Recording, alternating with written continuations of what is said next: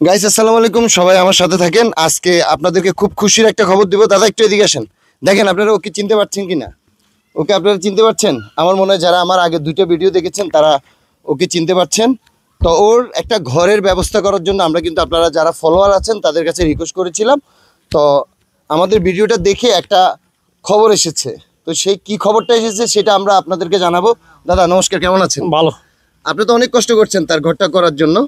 তো তার ঘরের জন্য আমরা বলেছিলাম প্রায় 70,000 টাকার মতো লাগবে। তো এই পর্যন্তই মানে কত টাকা আপনি পেয়েছেন অথবা কে দিয়েছে আপনি একটু যদি জানাতেন। আমার হলো এটা আমার এই যে কেউ দেয় না টাকাটা দিছে জন সারে। এটা আপাতত 25,000 টাকা দিছে। এটা দেওয়ার কথা আসলে 50,000 টাকা মতন।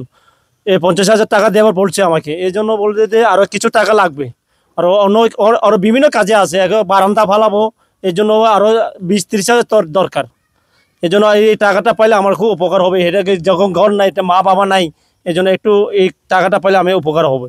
গাইস আসলে আমাদের নজরুল ভাই ফেসবুক পেজ থেকে যখন ভিডিওটা পাবলিশড হয় এর জন্য যখন একটা ঘরের জন্য আমরা আপনাদেরকে রিকোয়েস্ট করি, এই সেই মানুষ কিন্তু পচা খাওয়ার যখন খেয়েছিল ভিডিওটা আমি ধারণ করে সোশ্যাল মিডিয়াতে ছেড়ে দিই, তখন কিন্তু মানুষ তাকে নিয়ে অনেক পজিটিভ কমেন্ট করেছে অথবা তার ব্যাপারে জানতে চেয়েছে। পরবর্তীতে আমি এলাকার যুব সমাজের ভাই আছে ওনার সাথে পরামর্শ করলাম যে ভাই ওর যেহেতু মাথা খোঁজার ঠাঁই নেই, আমরা ওর জন্য একটা ঘর করার জন্য আমরা সিদ্ধান্ত নিই।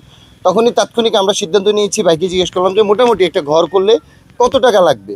তখন ভাই আমাকে বলেছে যে ভাই 70,000 টাকা হলে একটা ঘর হবে।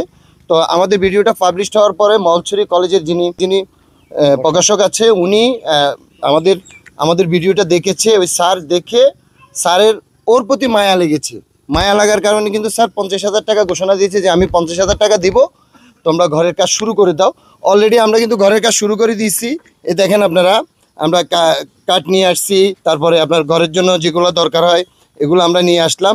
আর ঘরটা ভাই কত হবে একটু আমাদের ফলোয়ারদেরকে। এটা 11 হাত, ওইটা 12 হাত, 60 হাত, 12 হাত, 18.5 ফুট, 10.5 ফুট। তাহলে কতদিন লাগবে ঘরটা কমপ্লিট হতে? ঘরটা কমপ্লিট করতে আমরা 3 জন লোক হলে 1 সপ্তাহ লাগবে, 10 দিন লাগবে। গাইস 3 জন লোক হলে কিন্তু 10 দিন লাগবে। তারপরেও কিন্তু অনেক টাকার আরও শর্ট আসছে। ধরেন এখানে স্যার 25 আপাতত দিয়েছে, আমরা মাল সামানাগুলো কিনেছি, তো উনি আরও 25 দিবে।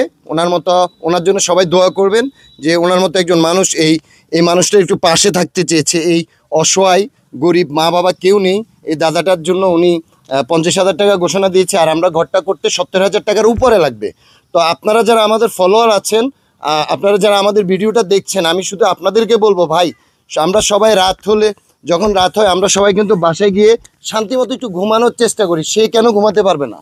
তো তার জন্য আমি বলবো যে আপনাদেরকে তার মুখের দিকে তাকিয়ে, তার যেহেতু বাবা মা কেউ এই পৃথিবীতে নেই, আপনারা অন্তত আরেকজন মানুষ অথবা 10 জন মানুষ একটু যদি 1,000 টাকা করে 10,000 টাকা দেন, কেউ যদি 2,000 টাকা করে 20,000, তাও আমরা কিন্তু কোনো রকম ঘরটা করে নিতে পারবো। কারণ আপনাদের বুঝতে হবে যে একার পক্ষে কোনো কিছু কিন্তু সম্ভব না, কিন্তু আপনারা যদি একটু সহযোগিতা করেন তাহলে আমরা তাকে সুন্দর একটা ঘর তৈরি করে দিব এবং আমরা আবারও পরবর্তীতে ঘরটা কমপ্লিট হওয়ার পরে আপনাদেরকে আপডেট দিব।